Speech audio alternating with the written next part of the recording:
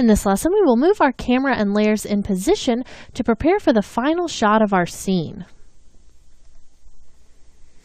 Okay, so for the final piece of our composition that we've been making, I want the camera to pan back over to the shapes that we had there in the middle at the beginning, and I want that to be the last part of our scene. Now, it's going to take a little bit of preparation to get our camera and shapes into position, so let's go ahead and get started with that now. I'm just going to push this up a little bit so that you can see where we're kind of coming from here. And I want to drag this forward in time so that there's enough time for these pieces of text to be read before we animate our camera away from that point. So I'm going to drag that zoom in back there. And then just kind of move forward probably right here around 22 seconds, 22, 23 seconds. I'm going to set my keyframe. So scroll back down there to the null object, and we'll just go ahead and add a keyframe to set a position up. Then I'm just going to scrub forward to almost 25 seconds, and we'll just start moving our null object down towards our shapes. So this is where our shapes were earlier, but it looks like whenever we created our comp or added some time to the rest of our comp, these were not extended with the rest of our layers. So I'm going to come down here, and this looks like that's one of my shapes, and this is as well. Now the other shape is living inside of this composition here. So because it has this little black triangle on the end, we can't extend it. So I'm going to need to go inside of this composition to extend those layers and add a little bit of time to this composition. So we'll come up here to composition settings, and I'm going to change the duration to be 32 seconds, just like we did for our main composition. And then let's go ahead and see where this ends here. Now, this is the main layer that I have for that teal circle, and these other two things I'm not going to need for the last part of my shot. So I'm not going to extend those. I'm just going to let them end where they're at now. Okay, let's go back out to our main composition. And you can see that this area here is grayed out, and we're now able to drag that over to the edge and see where that ends. So now we've kind of created a little bit of an animation like this now that we've set that null up. And something kind of strange that's happening is that dreams fulfilled piece of text sort of flickers off here.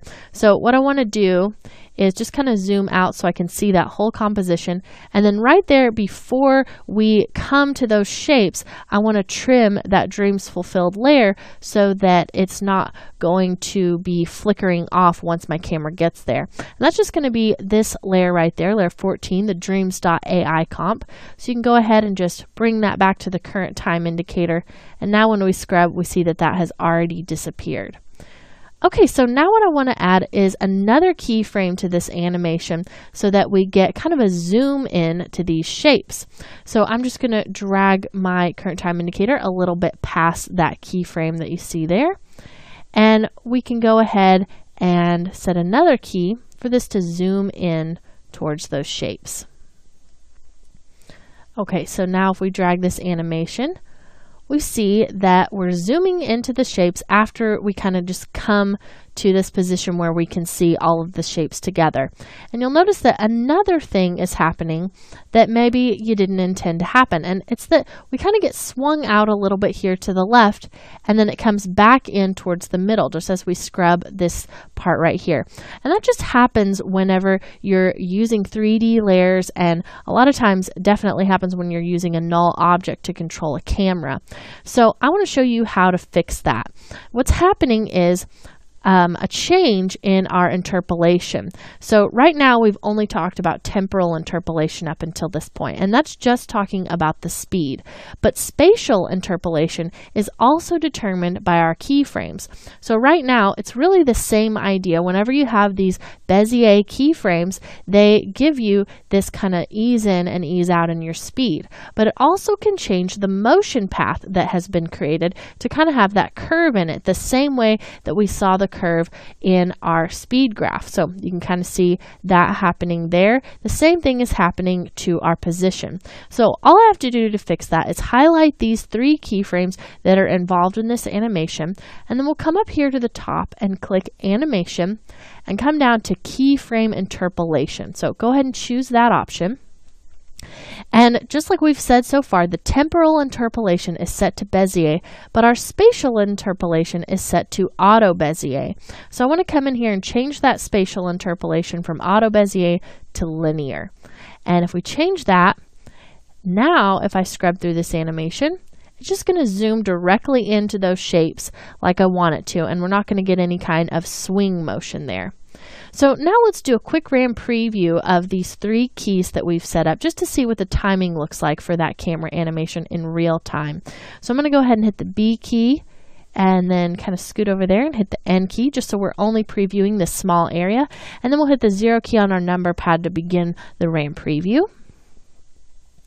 And one of the things I'm already noticing just as I'm kind of looking over the composition is that that middle keyframe is still set to easy ease. So what's going to happen is whenever our animation hits that point, it's going to slow down, stop, and then slow back out as it eases onto this last key.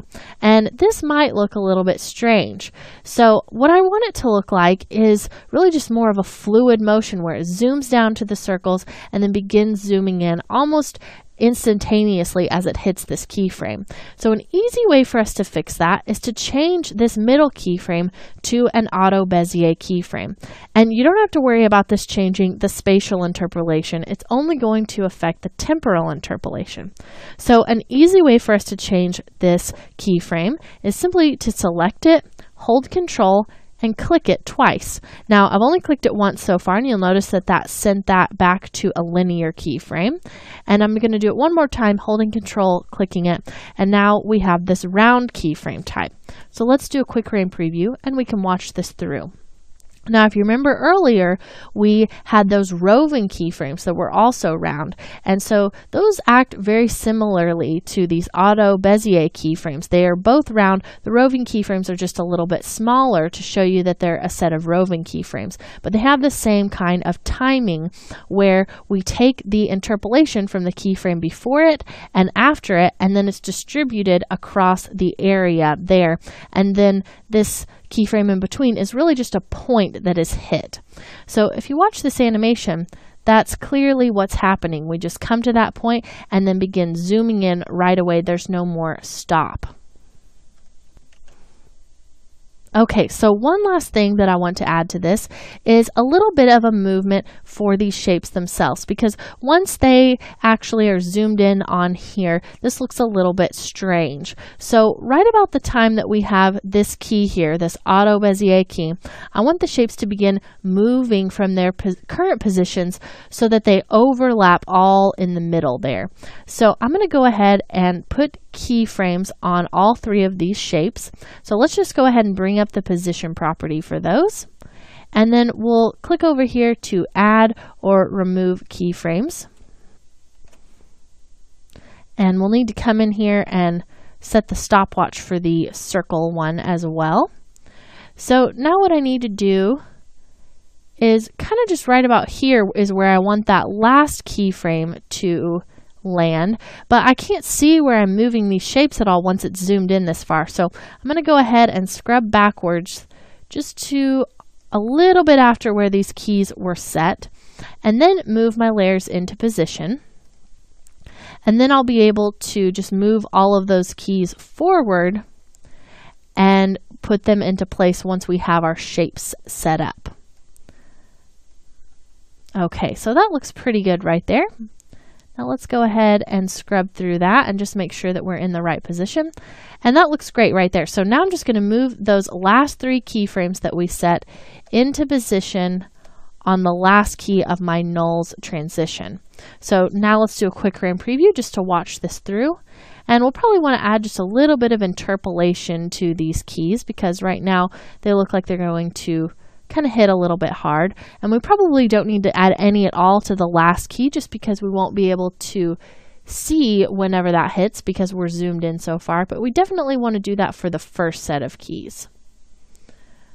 So let's go ahead and select all of those keys, and we'll just turn those to easy ease. And if you remember, the keyboard shortcut for that is just to select the keys and hit F9, and we don't have to go through the animation menu to set that up. So that looks pretty good just like that. And later we can talk about changing this color here just so it doesn't look so dark. So in this lesson, we set some final animation keyframes to move our camera and shapes into place so that we can finish our composition.